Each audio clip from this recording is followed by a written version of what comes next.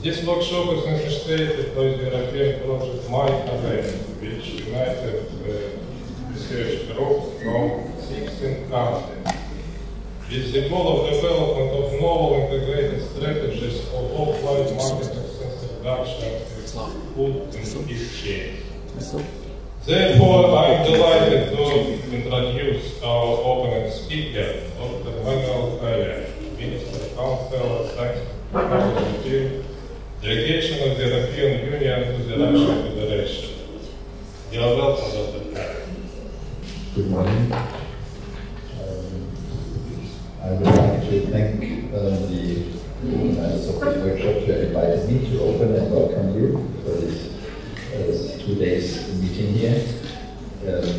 You have actually chosen a very suitable date, because today and tomorrow, in parallel to your workshop, which is very important, there is the European Union-Russia Summit taking place in Nizhny Novgorod, where Russian President Medvedev will welcome the President of the European Union, Herman Van Rompuy, the President of the European Commission, José Manuel Barroso. So I thought at this type of international meeting, like you have organized it here in Moscow today, which is on research into mycotoxins, in my view a very pertinent issue, research topic to be tackled for our daily life. But it is also important in terms of science and technology cooperation between Europe and Russia.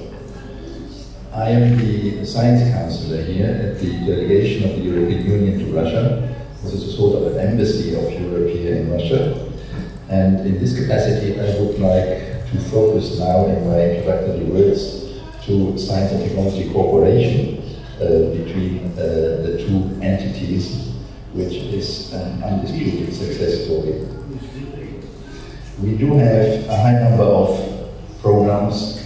There are many, many projects, bilaterally, I should say multilaterally, between the EU and Russia, both at the level of individual member states. You know that there are the 27 member states of the European Union. They have individual activities going on in Russia, but also between the EU and Russia via the framework programs.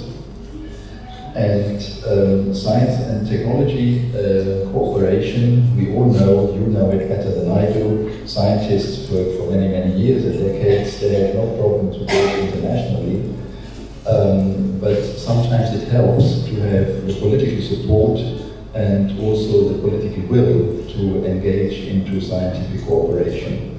And we are lucky to see that this exists between the European Union and the Russian Federation between the year 1999, where we have very officially a science and technology agreement for cooperation with Russia. And in addition, there are two, I think this is interesting, thank you. There are also two additional agreements, one on nuclear safety, another on nuclear fusion.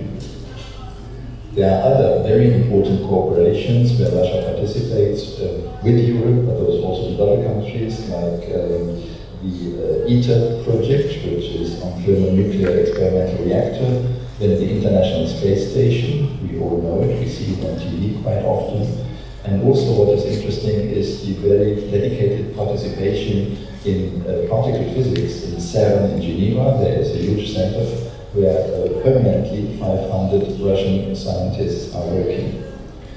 Now, under this official EU-Russia SAT agreement, we have 11 thematic working groups.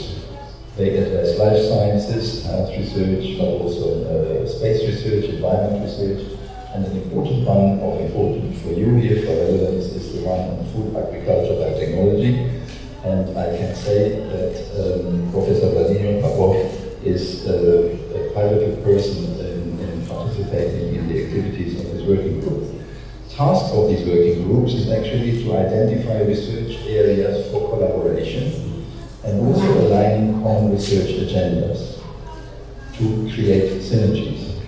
And these working groups also suggested to come up with coordinated calls. And this means European Union to the federal program and Russia Russia publish separate but aligned calls for proposals. And it is interesting to see that with no other countries we had been able to organize these coordinated calls than with Russia. Under the 7th Framework Programme, 7 calls in total, and this means where the Russian side pays for Russian scientists, European side for the European scientists, but via European contracts there can also be funds be available for research, for working workshops, for travel and so on. You perhaps also know that Russia is the most successful participating third country meaning not an EU country or part of the framework program, in participation with the framework program. So actually some 300 scientists projects are underway in collaboration between Europe and Russia under the framework program. We can do better, we know. We should not now sit back and be happy what we have achieved. And there has been a summit like the one that is taking place in Nizhny Novgorod these 2 days, back 1 year in Rostov-on-Don. And this is where the European Union and Russia agreed on a partnership for modernization. And the issues are now further discussed in Nizhny Novgorod. There are some interesting priority areas, and I would like to highlight one, which is enhancing cooperation in innovation, research and development, and space research. So again, at the highest political level between the EU and Russia, there is an understanding that we have to better cooperate and do more in this sense. And this is also reflected in 2 parallel initiatives we see now emerge. On the European side, we have the so-called Europe 2020, the flagship initiative, Innovation Union, launched last year in October.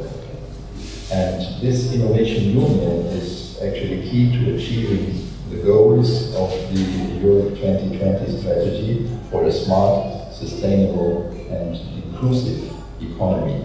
It's a successor to the Lisbon strategy, which started in 2010, but I have to admit was less successful. The Innovation Union concept aims to improve conditions and access to finance for research and innovation in Europe, and to ensure that innovative ideas can be turned into products and services to create jobs and growth. Shortly later, in December last year, it was the Russian Ministry for Economic Development that published a draft Innovative Russia 2020 strategy. And I heard it last Monday at a meeting co-organized by the Ministry of Education and Science and OECD here in Moscow, that this was confirmed by the Vice Minister from the Ministry of Economic Development, that they are currently reviewing this strategy by government agencies, and once it is finalized, it will serve as a basis for a new state program. It shares a similar vision as the Innovation Union flagship initiative, recognizing that innovation is the best means to tackle current challenges of the country and attempting to take a more strategic approach to innovation. So with the launch of these 2 innovation initiatives, the Partnership for Modernization has acquired a new dimension and a more specific content.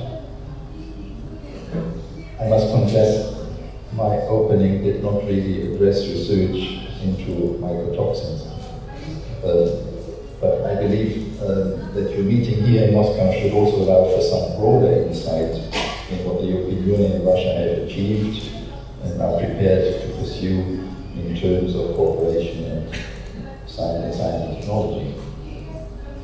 I thank you for your attention, wish you a successful workshop, and more importantly, that you continue a fruitful cooperation in this very challenging field. Thank you very much.